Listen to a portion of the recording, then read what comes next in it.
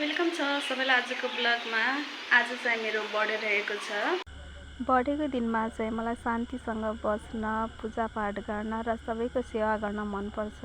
मेरो बर्थडेको साथमा मेरो आज व्रत नि रहेको छ र मैले चाहिँ व्रतको पूजापाठ गरिसकेको छु र म रेडी हुँदै चिया बनाउँदैछु।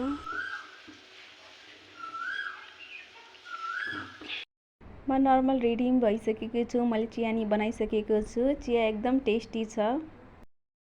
म चाहिँ आज रेडी भइसकेको छु। आज चाहिँ मेरो आन्टीको घरमा उहाँको चाहिँ सन्तोषी माताको व्रतको उद्यापन छ। त्यसैले चाहिँ मलाई बोलाउनु भएको छ। पूजा मैले गरिसकेको छु। मैले चाहिँ घरमा पूजा गरिसकेँ। अब चाहिँ म आन्टीको घरमा चाहिँ व्रतको उद्यापनको लागि गइरहेको छु। मलाई चाहिँ आन्टीको घर जान धेरै हतार भइसकेको छ किनकि धेरै लेट भइसक्यो। घरमा नै छिटो फुल टिपेर चाहिँ म जाने तयारी गर्दैछु। आज मेरो बर्थडे नि छ र मेरो व्रत नि छ।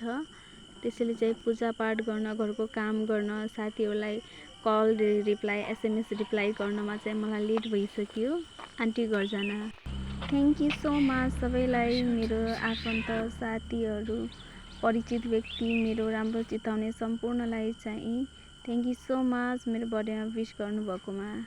म आन्टीको व्रतको उद्यापनको लागि घरमा रहेका सम्पूर्ण किसिमका फुलहरू टिपेर लगिरहेको छु। पूजाको सामग्री लगेर चाहिँ म चाहिँ आन्टीको घर गइरहेको छु। यो चाहिँ आन्टीको घर जाने बाटो हो। आन्टीको घर चाहिँ धेरै टाढा छ। आन्टीको घर जान मलाई लेट भइसकेको छ। सबै गइसक्नु भएको छ। आन्टीलाई चाहिँ भिडियो कलमा छिटो आउनु, पूजाको सबै तयारी तिमीले गर्नुपर्छ भन्दै हुनुहुन्थ्यो। मेरो कारणले चाहिँ आन्टीलाई पूजा गर्न लेट नहोस् भन्ने चाहिँ मेरो सोच छ। त्यसै कारणले चाहिँ छिटो पुग्ने कोसिस गर्दैछु म।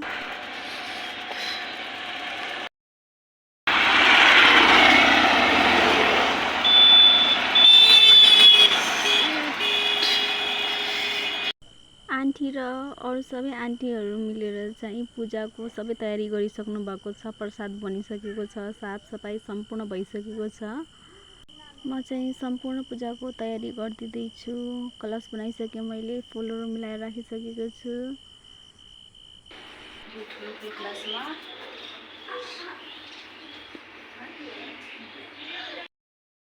मेरो भतिजी पूजा हो। मेरो घरमा शुक्रबार सन्तोषी माताको उद्यापनको लागि म कलशमा राख्नको लागि फुल टिपेर आइरहेको छु। अनि मेरो सहयोग गर्दै हुनुहुन्छ उद्यापनको लागि। पूजा सामग्री, मन्दिर सजाउने, कलशको तयारी गर्ने, केटाहरूलाई भोजन गर्दै हुनुहुन्छ। सबैले दर्शकहरूले मन पराएर हेरिदिनु होला। पूजाको ब्लगलाई धेरै धेरै लाइक सब्सक्राइब गरिदिनु होला। पूजा धेरै छन्, श्रद्धालु भक्तजन छन्। यिनी वाउ ल राम्रो देखिरहेछ, एकदम राम्रो। ल छा पूजाको तयारी गर्नु भएको मैले सब गरिदिइसकेको छु।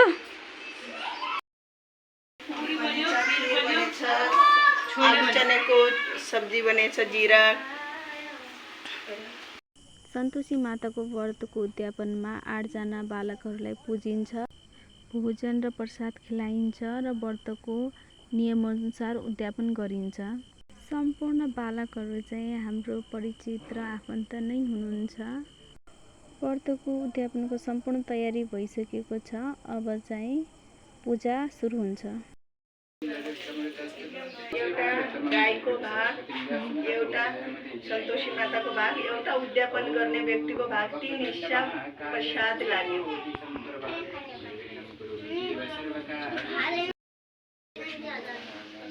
श्री ब्रह्मा सरस्वती जी को जय। ओम श्री कुमार कार्तिकेय जी को जय। श्री ब्रह्मेश्वरी को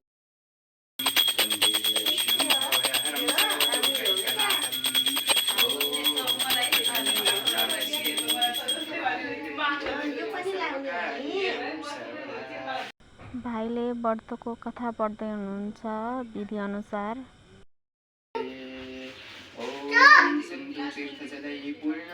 देवनां सकलां सम्पूर्ण कलशं दिव्यं सगणं नौमि भक्ति सर्वकार्येषु।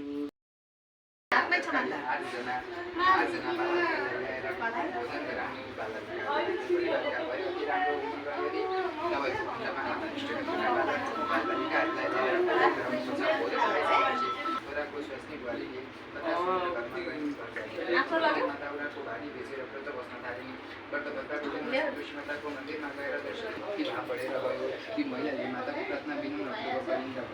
घरमा धन सम्पत्ति केही पनि व्रतदेखि फल पाइन्छ। यसको विधि के छ मलाई बुझाइदिनुहोस्। यसमा ठुलो उपकार र निगाह गरेको सम्झनेछु।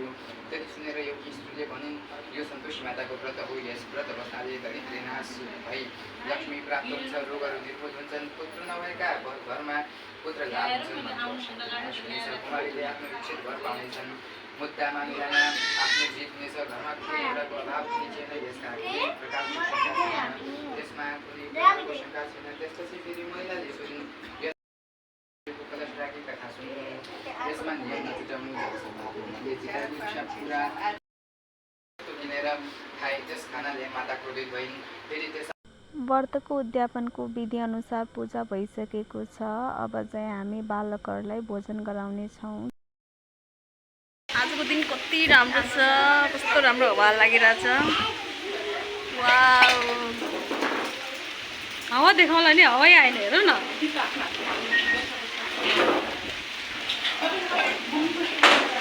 कति राम्रो हावा लाग्छ, पानी परिरहेछ गाइस, पक्कै पानी पर्दैछ गाइस। वहाँ चाहिँ मेरो दिदीलाई like, subscribe and comment, follow सब गर्नु होला प्लिज मेरो दिदीलाई।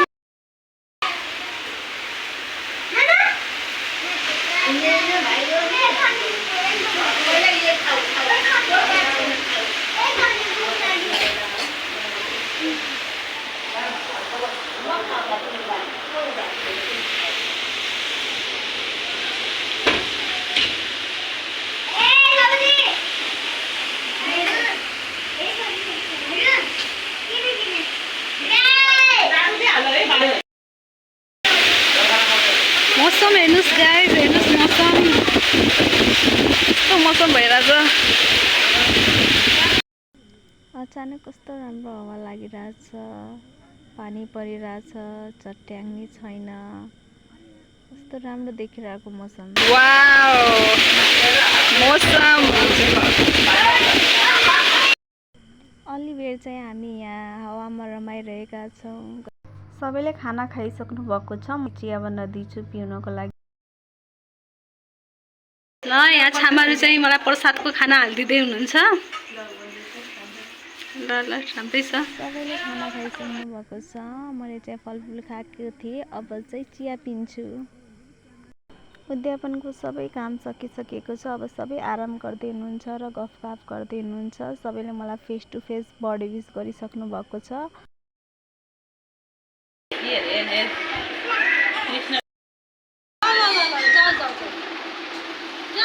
समय मिलाएर चाहिँ फोनबाट, एसएमएसबाट, कमेन्टमा चाहिँ मलाई बडी विस गर्ने सम्पूर्णको रिप्लाई गरिरहेको थिएँ।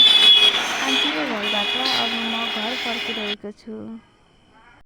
म आन्टीको घरदेखि आउँदा घरमा चाहिँ पर्दाको लागि पाइप लगाउने काम भइरहेको थियो। कस्तो लागिरहेको छ। व्रत भएको कारणले म यहाँ आफ्नो लागि तरकारी बनाइरहेको छु र आन्टीले प्रसाद नै हालिदिनु भएको छ धेरै। तरकारी बनाइसकेपछि चाहिँ म पूजापाठ गर्न जानेछु। यहाँ रेडी भइसकेको छु पूजा गर्नको लागि र बडीको टिका लाउनको लागि। आजको बडीको दिन एकदम रमाइलो भयो। व्रतको पूजा गरिसकेको छु मैले र बडीको टिका लगाइदिँदै हुनुहुन्छ मेरो फ्यामिली र आफन्तहरूले।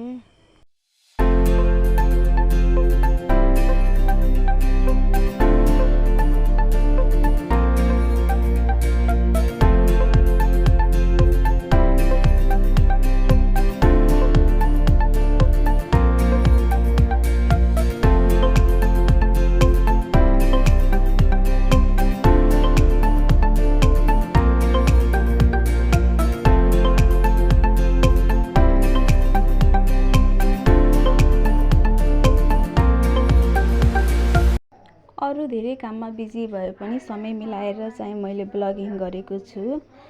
सबैले मेरो ब्लगलाई वाच गरिदिनु होला, लाइक, कमेन्ट, सेयर गरिदिनु होला। ब्लगमा इम्प्रुभ गर्ने कुराहरू भन्न सक्नुहुन्छ। Thank you for watching my blog.